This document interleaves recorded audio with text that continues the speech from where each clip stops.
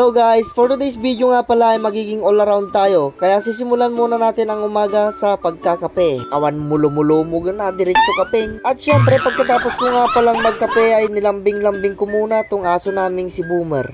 Mahilig nga pala siyang mag-idda tapos magpahimas-himas ng kanyang bagi. Kasla 150. At syempre, ipakita kong mag-akanya yun ni Bami kan ni Moka. Ay tadagay aso ni Mika.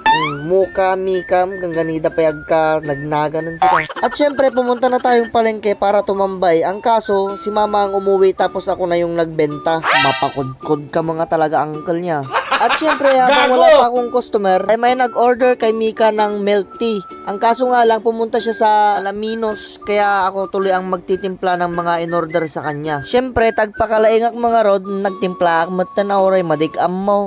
Idinay kabil ko daga di ingredients ngayon bagana na king kinulog-kulog ko, tapos ingkabil ko di bason nga daais nan. Bahala ditan. Tapos nung nalpas ko ng insali na kinaluban ko na, tapos mabalinan.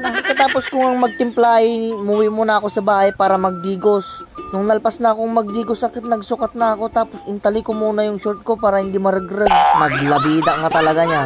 At nung nalpas na akong magbihis, sakit pumunta na ako sa palengke para kunin yung tricycle kasi susunduin ko si Mika dun sa may kalsada dahil galing siyang Alaminos dahil syempre nagkumpra siya. Iso nga agpasundo na di kalsada. Naggulo talaga tingiwat ko niya. Tapos nung isinakay namin yung mga paninda niyang kinumpra, tapos dagdag mo pa iso na naplata na di garong men. So nga binumbak pa ano mabalin man nun nga gamitan nun. Nung nalpas ko nang binumbaan yung garong namin, akit kita yung jiro pa na tagi isam-isam pa kalinduusan ak ganun. Siyempre agad pumunta na din kami dun sa may palengke para mayayos na daw niya yung mga paninda niya. At syempre pagkadating nga namin dun sa may palengke ay nagbaba na din ako agad ng mga kinumpra niya para mayayos na niya daw dun sa mga lalagyanan niya. Syempre dinalpasak mo na nagibabati kinumpra na nakin paradak mo na J-tricycle min. Tapos di motor tinalak nga nagawid. Syempre nag-awid muna ako kasi inaantok nga ako at gusto ko talagang matulog.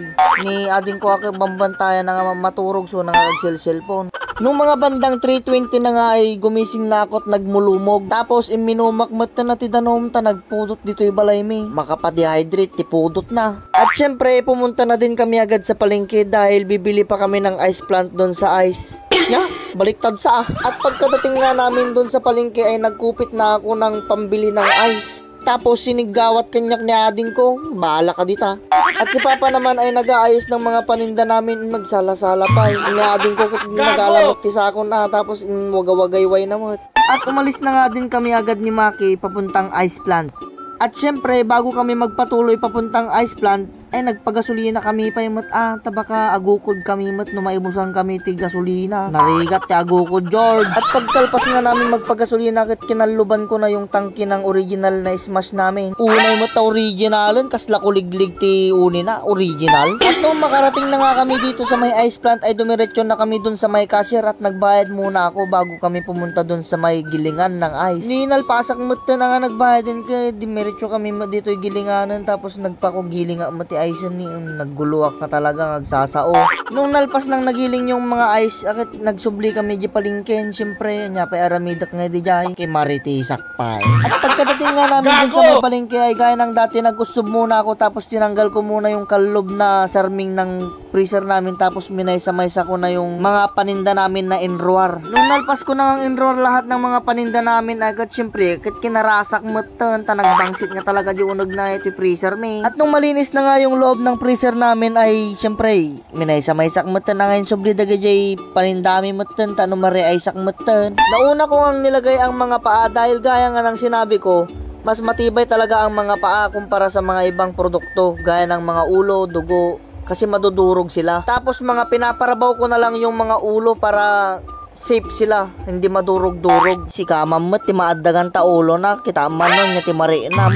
At syempre, pagkalpas ko ng nireaysan yung mga paninda namin ay kinaluban ko na ito ng sako para matagal itong matunaw yung ice. Nya kanong naggulo nga talaga tingiwat ko. Tapos syempre, subli ko na din yung sarming ana kalob ng freezer namin. Binugwak mo ta ito yan na pistodan nga patungak ti panindami tani kababain mat syempre. Idinalpas ko nga linisan di pisto nakit dito yung mat asahig ti tinira kong tani kababain nga talaga. Idinalpasa nga naglinisan nakit insecure ko mo ito freezer men kinalubak pa iti hero ngay muna tapos inkawar ko talitalik pa yung kawar na. Tapos inlock ko tati literal nga na ilak.